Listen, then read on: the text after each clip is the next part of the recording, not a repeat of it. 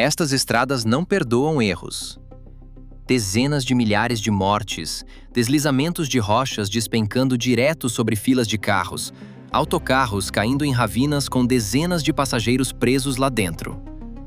Hoje, você vai ver 10 das estradas de montanha mais perigosas do planeta. Dos Alpes italianos aos penhascos bolivianos com 600 metros de profundidade. Lugares onde cada curva pode ser a última. E o número de mortos é mais chocante do que qualquer filme. Pronto para descobrir o que se esconde por trás das paisagens de cartão postal dessas estradas? 10º lugar pertence ao Passo dello Stelvio, nos Alpes italianos. Uma estrada que os viajantes chamam de uma das mais bonitas da Europa. E, ao mesmo tempo, de uma das mais implacáveis com quem perde a concentração por um único segundo. O Stelvio sobe até uma altitude de quase 2.800 metros acima do nível do mar, tornando-se um dos passos de montanha pavimentados mais altos do continente. Para chegar ao topo apenas pelo lado norte, o motorista precisa encarar 48 curvas fechadas em sequência. Cada uma delas uma curva cega em cotovelo, onde a faixa contrária desaparece atrás da rocha maciça, e o asfalto estreito não deixa margem alguma para erro. O ar lá em cima continua frio mesmo no verão, o vento uiva entre os picos, e o asfalto frequentemente carrega uma fina camada de gelo até nos meses quentes, porque a luz do sol alcança alguns trechos por no máximo algumas horas por dia. Essa estrada virou uma lenda do automobilismo europeu, e ao mesmo tempo, um lugar que as equipes de resgate desta região conhecem bem demais. A cada temporada, milhares de motociclistas chegam ao Stelvio. Para muitos é um desafio, a viagem da vida. Mas são os motociclistas que mais sofrem ali. Uma curva fechada, asfalto úmido, velocidade de entrada mal calculada, e a máquina sai do controle ou perde aderência na superfície de rocha nua. As equipes locais de manutenção limpam com frequência os destroços de motos danificadas do pavimento, a ponto de isso já fazer parte da rotina de conservação do passo.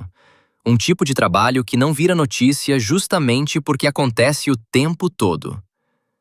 Ônibus de turismo e motorhomes criam um risco adicional. As curvas apertadas nunca foram projetadas para veículos grandes, e esses motoristas são obrigados a dar ré, fazer manobras em vários tempos e bloquear a estrada por vários minutos, enquanto uma fila cada vez maior de carros fica parada atrás deles. Nas horas de pico do verão, dezenas de veículos podem se acumular em uma única subida, e o erro de julgamento de um motorista na frente dessa fila pode virar uma reação em cadeia para todos os que vêm atrás. O que torna o Stelvio perigosamente único não é só a sua geometria, é a mistura de pessoas que passam por ele.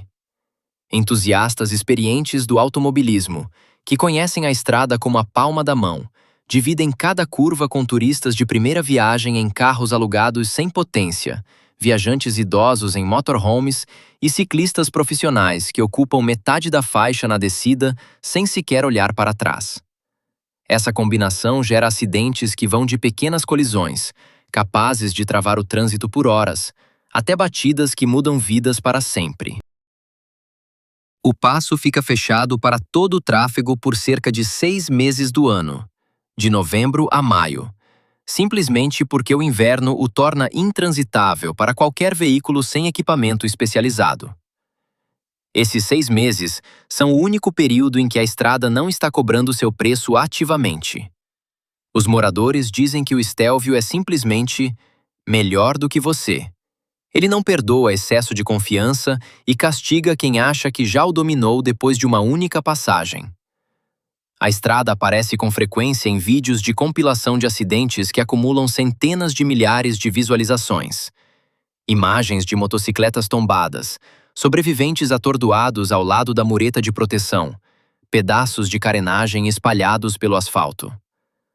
Por trás de cada curva panorâmica, existe a memória de algo que já aconteceu ali dezenas de vezes antes. A beleza deste lugar é totalmente real. O perigo também.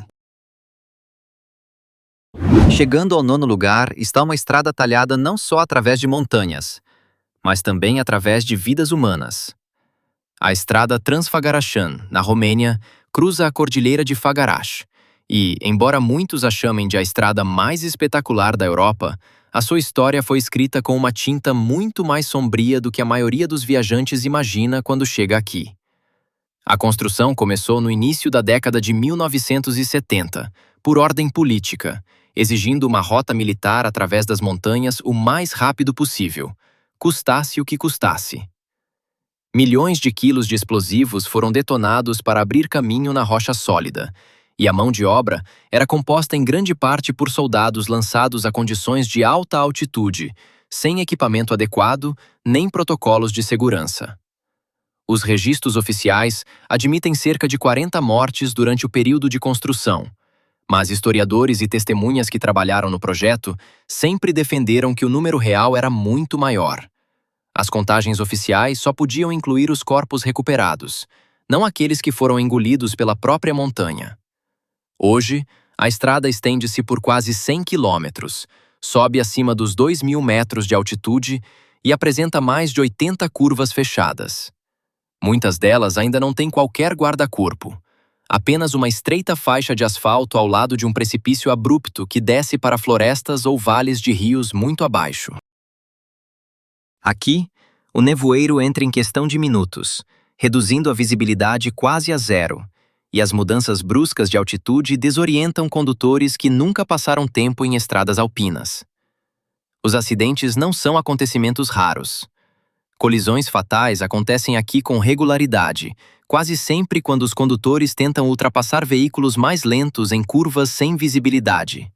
Um momento de impaciência, uma abertura na cobertura de nuvens que parece convidar a avançar, e depois, um choque frontal num troço de estrada mal largo o suficiente para dois carros se cruzarem devagar. As autoridades romenas impuseram um limite de velocidade de 40 km por hora nas secções mais expostas e restringiram a circulação em condições meteorológicas adversas.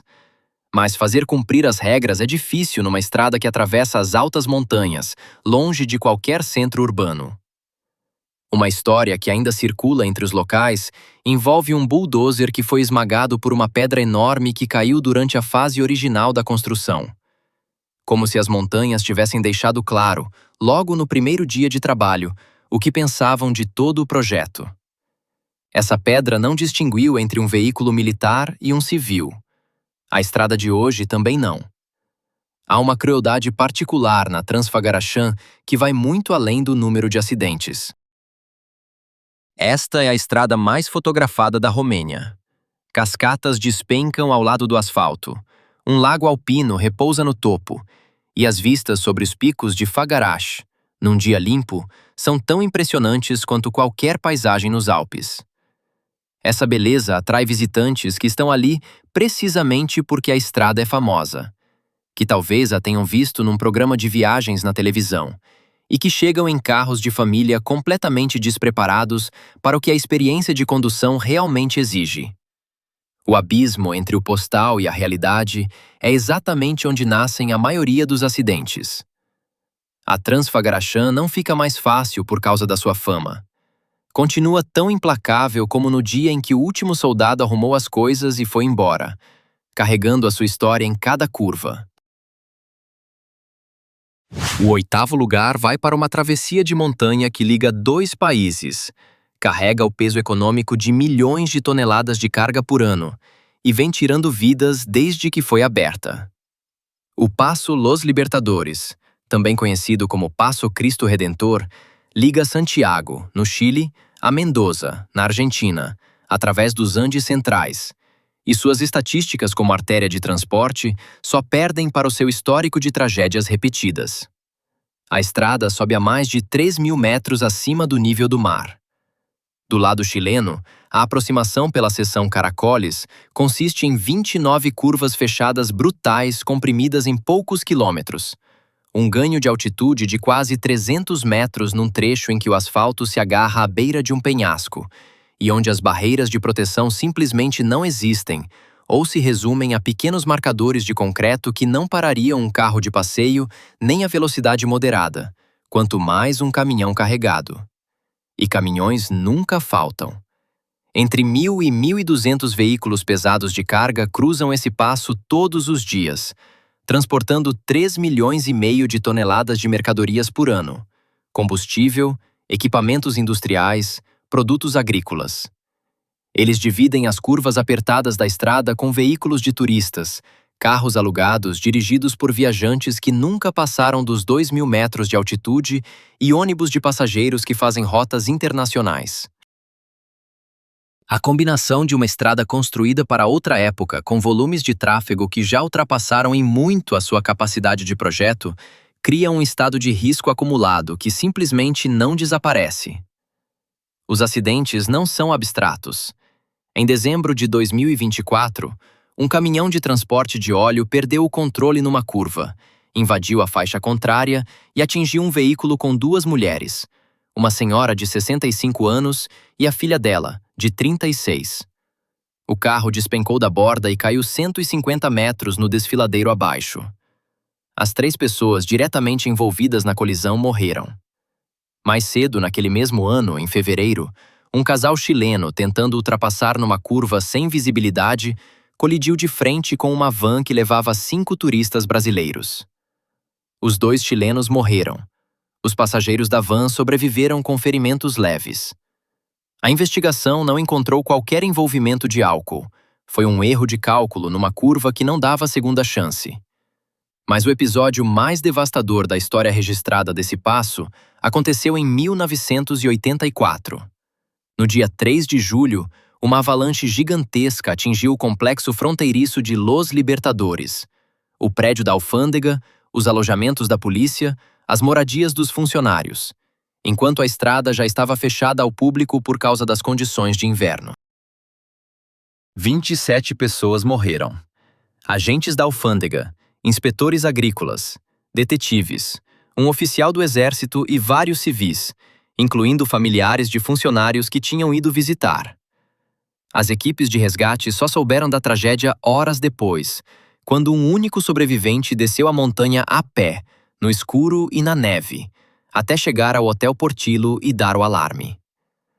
A avalanche também destruiu de forma permanente a linha da ferrovia Transandina, que corria paralela à estrada, transformando a rodovia na única travessia terrestre entre os 2 países dali em diante.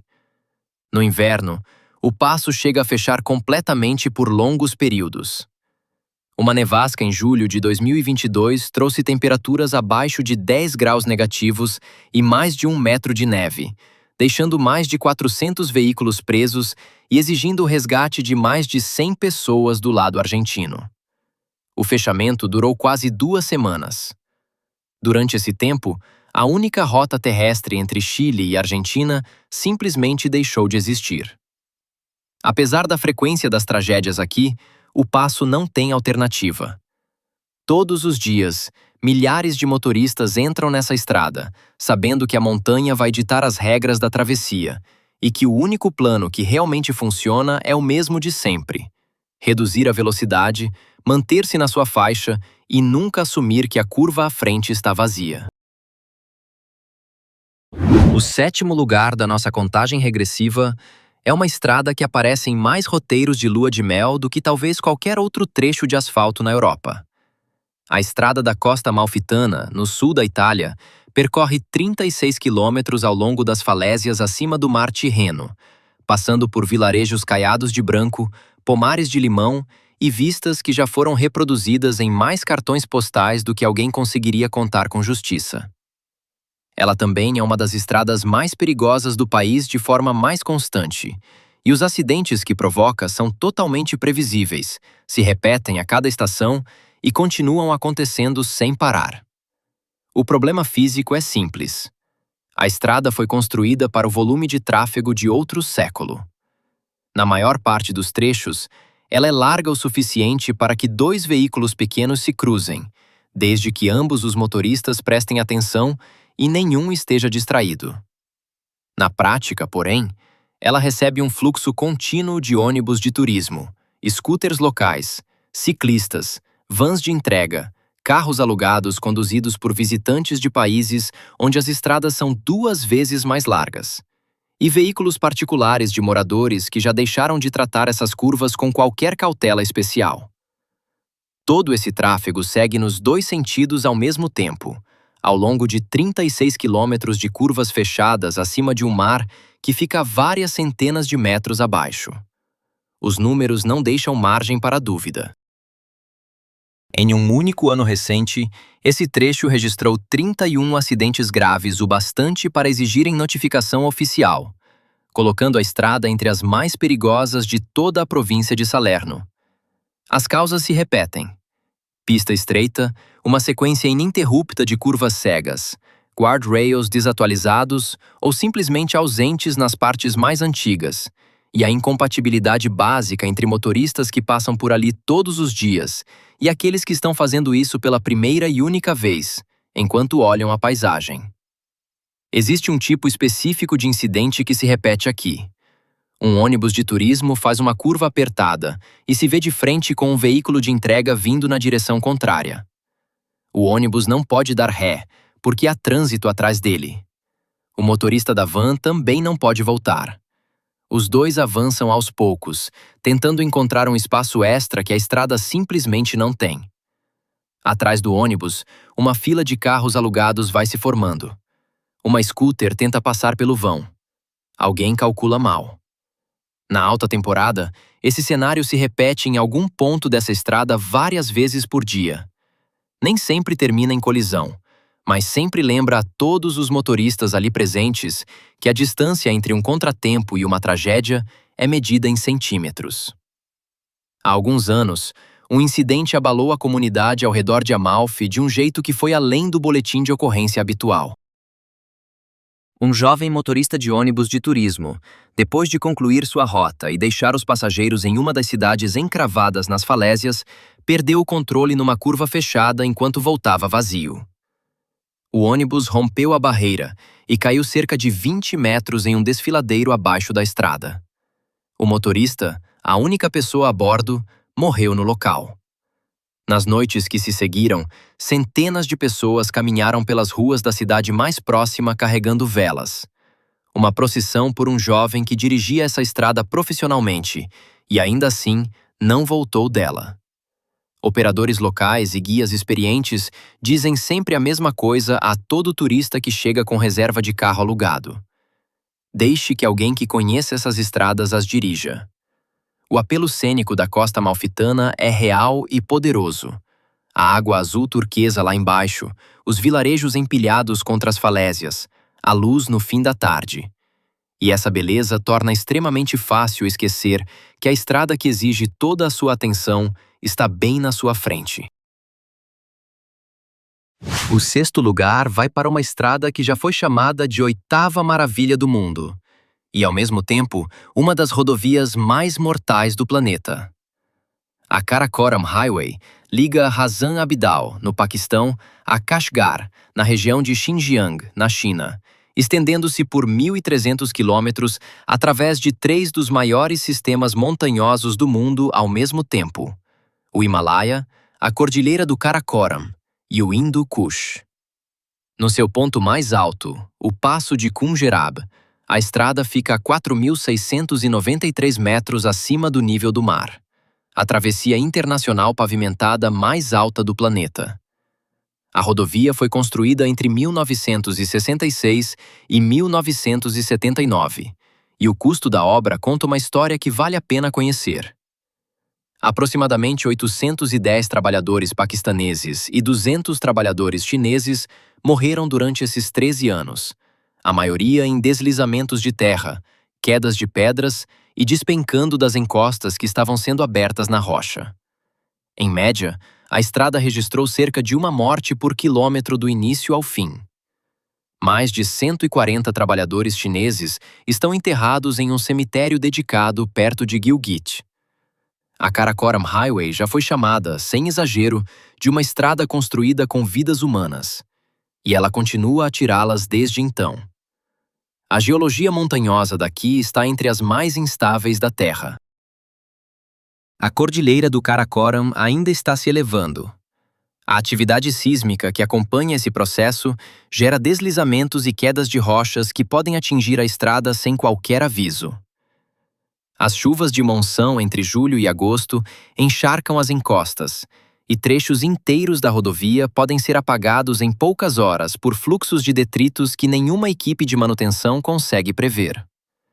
A estrada é estreita, em alguns pontos, larga o suficiente para apenas um veículo por vez, e os precipícios ao lado dela são medidos em centenas de metros. Os acidentes refletem essa combinação. Em fevereiro de 2023, um ônibus colidiu com um carro perto de Chatial, no distrito de Upper Khoristan, e os dois veículos despencaram em um desfiladeiro. 30 pessoas morreram. Um mês depois, em março do mesmo ano, um ônibus com destino a Rawalpindi caiu em um cânion perto de Khoristan. 25 mortos. Em maio de 2024, um ônibus capotou perto do distrito de Dihmer e parou às margens do rio Indo, abaixo da estrada. 20 mortos, 21 feridos. Não são tragédias que acontecem uma vez a cada década. São a realidade recorrente de uma estrada em que o terreno e o volume de tráfego são, no fundo, incompatíveis. O capítulo mais dramático da história da rodovia no século XXI também é um dos mais estranhos. No dia 4 de janeiro de 2010, um deslizamento gigantesco no Vale de Hunza enterrou parte de uma vila, matou 20 pessoas na hora e despejou rocha suficiente no rio Hunza para formar uma barragem natural.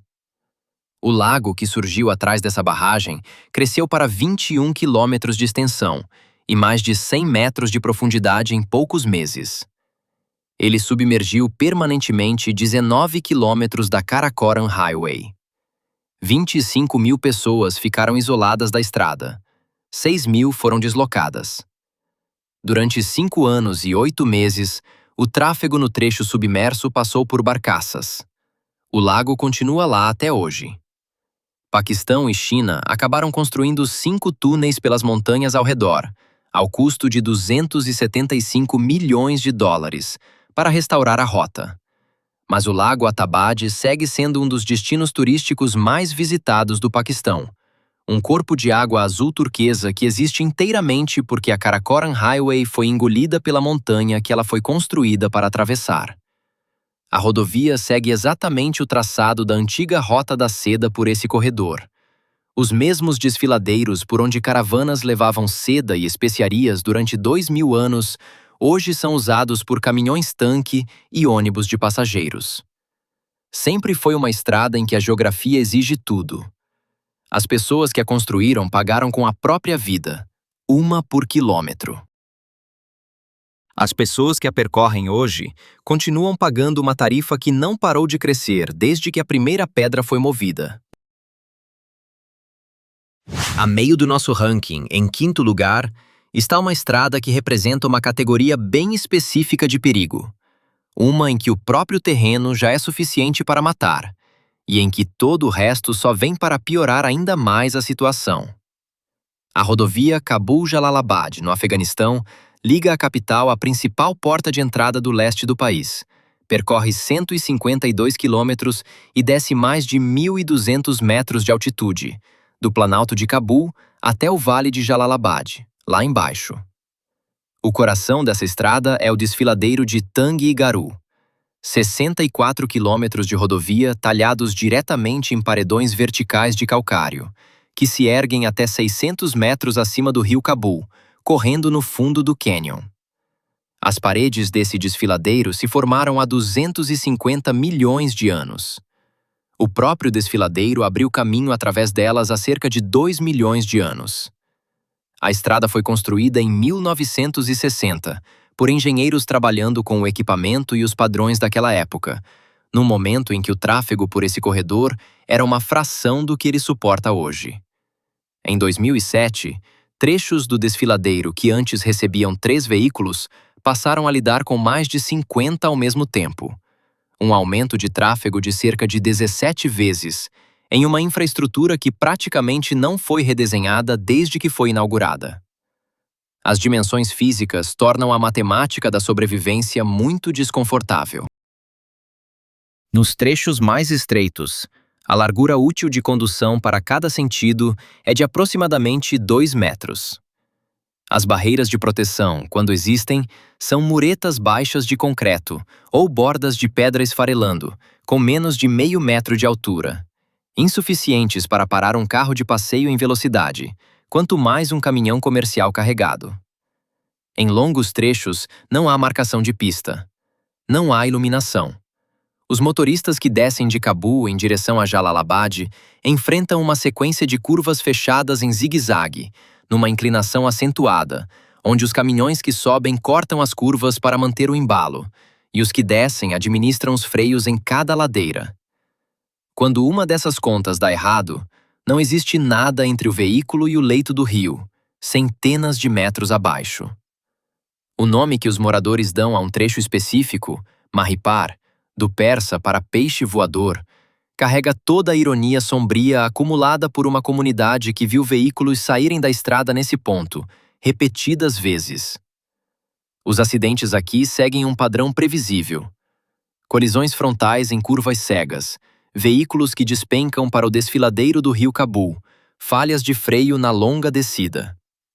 O distrito de Surobi, mais ou menos o ponto médio do trecho do desfiladeiro, aparece mais do que qualquer outro lugar nos relatórios de acidentes. Em abril de 2024, um veículo se chocou contra a parede de rocha ali e 5 pessoas morreram. Em setembro do mesmo ano, um carro de passageiros colidiu com um caminhão de carga na área de Naglo. Mais 5 pessoas perderam a vida. Em maio de 2026, um caminhão capotou perto de Kargai. 18 pessoas morreram, 10 delas crianças. O que dá a essa estrada sua característica mais marcante, além das estatísticas de acidentes, é um detalhe que resume com precisão toda a situação. Nas curvas mais fechadas, crianças de vilarejos à beira da estrada ficam na beirada do asfalto, segurando placas feitas à mão para avisar os motoristas do tráfego escondido logo adiante. Num bom dia, elas ganham o equivalente a cerca de $4 em gorjetas de motoristas agradecidos, que acabam de receber alguns segundos de aviso antes de uma colisão cega. A infraestrutura formal de segurança dessa estrada foi complementada, de forma muito específica e insubstituível, por crianças dispostas a ficar à beira de um penhasco para dar aos motoristas um instante a mais de reação. Essa é a rodovia Cabul-Jalalabad, uma estrada em que a distância entre o que ela exige e o que oferece foi preenchida, em parte, pela atenção de crianças. O desfiladeiro não recebe proteção contra o clima. As enxurradas repentinas na estação chuvosa já chegaram a fechar a estrada por completo, por causa de deslizamentos de rocha que não podem ser removidos até que a terra pare de ceder. Em alguns trechos, o pavimento já virou cascalho. E essa estrada é a principal artéria entre a capital do Afeganistão e o Passo de Khyber. Não existe alternativa prática para os milhões de pessoas e veículos que a usam todos os anos. A montanha não liga. O tráfego continua vindo. O quarto lugar nos leva de volta ao Paquistão. Há uma trilha de montanha que conduz a uma das paisagens mais extraordinárias da região de Gilgit-Baltistão. E exige dos motoristas uma viagem que muitos profissionais experientes do off-road consideram simplesmente não valer a pena tentar sem anos de conhecimento local e um tipo muito específico de sangue frio. A estrada para Fairy Meadows leva até a base do Nanga Parbat, a 9ª montanha mais alta da Terra. Um pico que os alpinistas chamam de Montanha Assassina, por motivos que vão muito além do cume em si. O destino é descrito em textos de viagem como um dos lugares mais bonitos do subcontinente. Prados alpinos em altitude, vistas de um pico que domina todo o horizonte, uma quietude que quem chega até lá descreve como verdadeiramente marcante. O acesso a esse destino exige aproximadamente 16 quilômetros de uma trilha que nunca foi projetada como estrada pública e nunca foi construída como tal. O trecho mais exigente sobe até quase 2.500 metros. A trilha é tão estreita nos pontos mais apertados que mal ultrapassa a largura de um veículo 4x4 padrão, e o tráfego segue nos 2 sentidos. Os veículos que vêm na direção oposta precisam encontrar os raros trechos alargados para conseguir passar, com um deles equilibrado na beira de um despenhadeiro que despenca por centenas de metros. Não há guardrails em nenhum ponto dessa trilha. Não há barreiras de espécie alguma. Há a superfície de terra, a montanha de um lado e o vazio do outro, e nada entre eles. A trilha fica fechada durante boa parte do ano por causa da neve e do gelo, o que significa que, quando abre, precisa concentrar tudo o que vai suportar em uma curta janela sazonal, comprimindo o risco em poucos meses. Em 2013, essa estrada foi oficialmente classificada entre as rodovias mais perigosas do mundo. Uma avaliação que os motoristas que trabalham nesses trajetos confirmam sem hesitar. Só motoristas locais, com anos de conhecimento acumulado sobre essa trilha específica, são considerados aptos a conduzi-la. Aos turistas não se diz apenas para evitar tentar fazê-lo por conta própria. A orientação equivale a uma ordem firme. A cada temporada turística, alguns ignoram essa instrução, e as consequências aparecem em relatórios de acidentes que chegam com uma regularidade nada animadora. Pouco antes de essa classificação ser compilada, um jipe de turistas que descia de Fairy Meadows saiu da trilha e caiu em uma ravina na montanha. 7 pessoas morreram, visitantes de várias partes do Paquistão que tinham ido ver a vista do Nanga Parbat, junto com o motorista local. Uma investigação sobre a causa começou imediatamente, mas casos assim não são exceção por ali.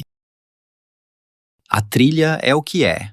Um caminho tão estreito, em uma altitude tão elevada, com quedas tão profundas, que inevitavelmente vai cobrar seu preço de veículos conduzidos por motoristas que não passaram anos aprendendo exatamente onde o terreno inclina e onde a borda realmente começa. Para as comunidades de Gilgit-Baltistão, a estrada para Fairy Meadows não é um destino de aventura. É a ligação entre suas aldeias e a economia do turismo que a sustenta, e elas a enfrentam como uma questão prática do dia a dia. Para quem chega pela primeira vez, a estrada se apresenta como uma trilha de montanha acima de uma paisagem extraordinária. A diferença entre essas duas experiências é toda a história, e as estatísticas de acidentes são o ponto em que essas duas realidades se chocam. O pódio começa em terceiro lugar, com uma passagem de montanha que não é apenas uma das estradas mais perigosas da Ásia, mas também uma das mais insubstituíveis do ponto de vista estratégico. Uma rota tão vital para as comunidades de ambos os lados que quem depende dela não tem outra escolha senão usá-la, aconteça o que acontecer com a montanha.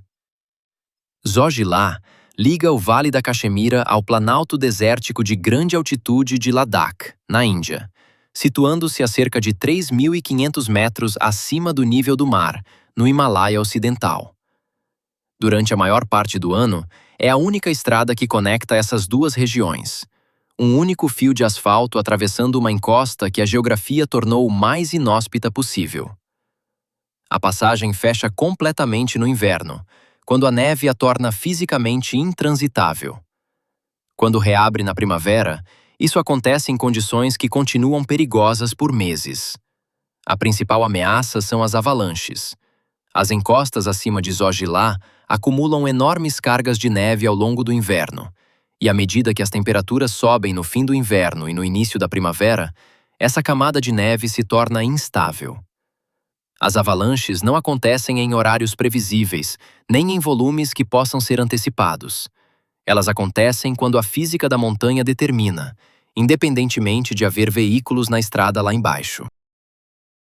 Colunas de tráfego atravessam a passagem em comboios durante as poucas horas em que as condições permitem, o que significa que muitos veículos ocupam ao mesmo tempo o mesmo trecho exposto quando uma avalanche desce. No fim de março de um ano recente, uma avalanche gigantesca atingiu um comboio de veículos que cruzava a passagem e soterrou vários carros. 7 pessoas morreram no local, outras ficaram feridas. Equipes de resgate, reunindo polícia, militares e trabalhadores da manutenção rodoviária, atuaram por horas em condições brutais para retirar sobreviventes e reabrir a estrada bloqueada. Esse não foi um evento excepcional na história da passagem. Foi uma versão mais severa de algo que acontece com regularidade. No ano anterior a esse incidente, Zojilá registrou 12 mortes em uma única temporada. Entre os mortos estava um grupo de turistas do sul da Índia que havia viajado para ver a paisagem de Ladakh e nunca concluiu a jornada. Em outra ocasião, um SUV com turistas perdeu o controle em um trecho escorregadio da estrada e caiu em um desfiladeiro profundo. 9 pessoas morreram naquele único veículo. Os deslizamentos de rocha acrescentam mais uma camada de perigo. Grandes blocos de pedra já despencaram sobre a estrada e atingiram veículos em movimento sem qualquer sinal de aviso prévio. A estreiteza da estrada, mal suficiente para 2 veículos passarem em baixa velocidade, e a inclinação acentuada das encostas ao redor deixam tudo exposto a qualquer mudança no clima ou na geologia. As autoridades locais vêm defendendo há anos a aceleração da construção do túnel Zemmour, projetado para oferecer uma alternativa utilizável em qualquer estação aos trechos mais perigosos e eliminar de forma permanente o fechamento sazonal e o risco de avalanches para as comunidades que dependem dessa rota. O projeto está em andamento, os prazos se alongaram e, até que o túnel fique pronto, Zojilá continua sendo o que sempre foi: o único caminho de passagem e um lembrete de quão frágil pode ser o fio que liga as pessoas umas às outras através de uma montanha. O segundo lugar desta lista pertence a uma das estradas mais extraordinárias e mais brutais já construídas. Uma rota que liga 2 civilizações através de um terreno que resistiu à passagem humana durante séculos e que, desde o dia em que foi inaugurada, vem cobrando vidas com uma constância sombria. A estrada Sichuan-Tibete vai da cidade de Chengdu, no sudoeste da China, até Lhasa, a capital do Tibete, percorrendo mais de 2.000 quilômetros de travessia contínua de montanha. Ao longo do caminho, a rota cruza 14 cadeias montanhosas diferentes, com uma altitude média superior a 4.000 metros. Ela passa por florestas primordiais, atravessa desfiladeiros escavados por rios que transportam alguns dos maiores volumes de água do degelo da Ásia, e segue por zonas de atividade geológica, onde terremotos, deslizamentos de terra e avalanches de neve não são acontecimentos excepcionais, mas sim características incorporadas na paisagem, repetidas segundo o ritmo que a montanha impõe, e não o calendário. Jornalistas chineses que cobriram esta estrada ao longo dos anos chamam-na de enciclopédia de desastres rodoviários, uma expressão que capta com precisão a natureza da ameaça ali. Outras estradas desta lista são perigosas por 1 ou 2 motivos: altitude extrema, ou avalanches, ou terreno estreito, ou volume esmagador de tráfego. A estrada Sichuan-Tibete é perigosa, essencialmente por todos esses motivos ao mesmo tempo, distribuídos ao longo de 2.000 quilômetros. Um condutor que completa o trajeto inteiro não está a escolher entre uma estrada de montanha e uma mais fácil. Está a passar dias a mover-se por um terreno abertamente hostil do início ao fim, com a categoria específica de ameaça a mudar a cada 100 quilômetros. A altitude, por si só, já provoca efeitos que muitos condutores subestimam. Com uma elevação média acima dos 4.000 metros, a disponibilidade de oxigênio é de cerca de 60% do que existe ao nível do mar. O cansaço instala-se. A concentração vacila. Os tempos de reação tornam-se mais lentos. Esses efeitos surgem de forma gradual o suficiente para que muita gente não os reconheça até que o seu discernimento já esteja comprometido. E, numa estrada onde a margem de erro se mede em centímetros, um julgamento comprometido tem consequências diretas. Em 2011, um dos piores desastres individuais desta autoestrada aconteceu quando um autocarro turístico perdeu o controle num troço de montanha e caiu num desfiladeiro profundo. 16 passageiros morreram. Não foi a primeira vez que um autocarro se perdeu nesta estrada, e também não foi a última. Condutores e viajantes que completaram o percurso inteiro descrevem a passagem por veículos destruídos, visíveis muito abaixo, no fundo dos vales. Destroços que nunca foram recuperados e que ficaram onde pararam, como uma característica permanente da paisagem. A autoestrada é a principal artéria de transporte de uma região que inclui milhões de pessoas cujas comunidades não teriam ligação prática à infraestrutura nacional sem ela. Todos os dias, caminhões carregados com mercadorias para os mercados tibetanos, autocarros regulares de passageiros e milhares de viajantes individuais entram nesta estrada, sabendo que é o terreno que dita as regras de cada viagem. Não existe desvio, nem rota alternativa que atravesse esta geografia. A estrada Sichuan-Tibete é o que sempre foi. Uma conquista extraordinária, erguida através de uma paisagem que nunca a aceitou por completo, e uma estrada que continua a lembrar todos os que a usam desse facto. E o primeiro lugar desta lista pertence a uma estrada que conquistou o próprio nome por meio de números tão específicos e consistentes que já não parecem estatísticas. Parecem uma espécie de contabilidade. A Estrada dos Yungas do Norte, na Bolívia, conhecida no mundo inteiro como Estrada da Morte, foi durante décadas o trecho de rodovia mais perigosamente confiável da Terra. E o peso desse recorde não diminuiu simplesmente porque os caminhões quase deixaram de usá-la. A estrada foi construída na década de 1930 por prisioneiros de guerra do conflito entre a Bolívia e o Paraguai, trabalhadores que a abriram diretamente na face de um penhasco, a uma altitude que torna quase impossível imaginar o esforço físico envolvido. O trajeto desce de um ponto acima de 4.500 metros, nas montanhas andinas, até apenas 1.200 metros, na borda da bacia amazônica, perdendo mais de 3.000 metros de altitude ao longo de cerca de 67 quilômetros de estrada. A selva tropical lá embaixo e os picos alpinos lá em cima criam um corredor em que o ar muda completamente. De uma atmosfera fria e rarefeita de altitude para um ar úmido e pesado de floresta, no espaço de uma única viagem. Nos trechos mais estreitos, a estrada mede aproximadamente 3,5 metros de largura. Essa é a largura total disponível. De um lado, a parede do penhasco sobe na vertical. Do outro, a queda chega a 600 metros. Uma descida tão longa que veículos que saíam da pista às vezes só eram recuperados dias depois, se é que eram recuperados. O piso é de terra e cascalho, sem pavimentação, o que significa que a chuva, e aqui chove com frequência, porque a estrada desce por uma floresta nublada, deixa a superfície escorregadia e reduz a aderência a um nível que exige controle absoluto de cada velocidade e de cada curva. Da metade do século XX até a década de 1990, essa estrada matou entre 200 e 300 pessoas todos os anos. Em alguns anos, até 25 veículos diferentes despencaram do penhasco numa única temporada. O pior acidente isolado aconteceu em 1983, quando um ônibus com mais de 100 passageiros caiu no abismo. Ninguém a bordo sobreviveu. 16 anos depois, outro veículo perdeu o controle numa curva e despencou.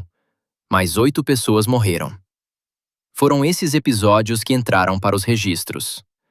As 200 a 300 mortes anuais representam o custo contínuo, sem holofotes, de pessoas que usavam essa estrada porque não tinham outra forma de viajar entre o altiplano andino e as planícies do norte.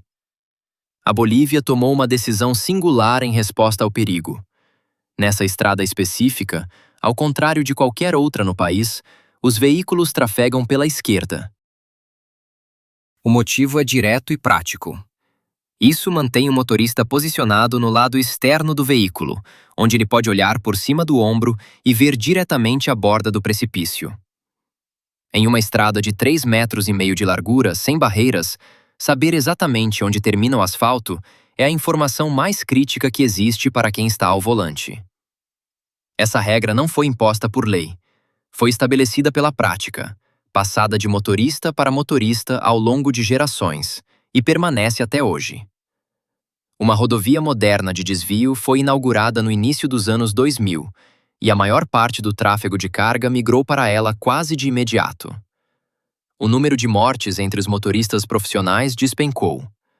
Mas a Estrada da Morte encontrou um outro tipo de movimento. Hoje, cerca de 25 mil turistas por ano vêm até aqui, especificamente para descer a lendária rota de bicicleta, em mountain bikes. Os passeios são guiados, o equipamento é moderno e as condições são mais seguras do que eram na época dos caminhões. Mas, desde que o turismo ciclístico organizado começou aqui, pelo menos 20 ciclistas perderam a vida. A estrada não mudou. A borda do penhasco continua a 600 metros de distância. O cascalho continua escorregadio na chuva. As curvas em zigue-zague ainda exigem o mesmo julgamento de quem as enfrenta, seja um caminhoneiro de carga em 1983, seja um ciclista de mountain bike hoje. A Estrada da Morte é o que sobra quando todas as desculpas são arrancadas. Uma estrada construída por prisioneiros, que tirou vidas durante a obra e continuou tirando-as ao milhares ao longo de gerações, e que ainda hoje leva turistas que vêm justamente por causa da sua fama. Não há ironia no nome. É a coisa mais precisa que já se disse sobre este lugar.